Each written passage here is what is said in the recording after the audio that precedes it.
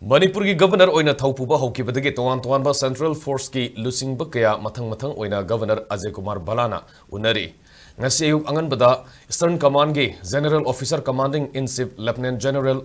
Ramchandra Tiwari galoinana GOC Spear Corps Lieutenant General Avijit S Pendharkar GOC 57 Mountain Division ki Major General SS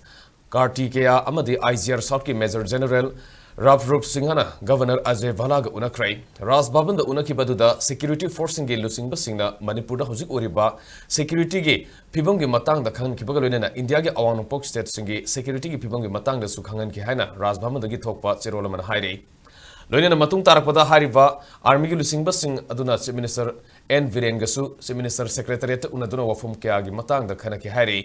Hariba aduda Manipur gi tuan ba hiram gi matang yauna security gi mapangal kangkhadan ba security personnel singi marakta coordination laina ba amadi miyam gi aipanab gi matang da khana ki haina Chief Minister na X ta thagalak pa mahaki warul da phondrok lei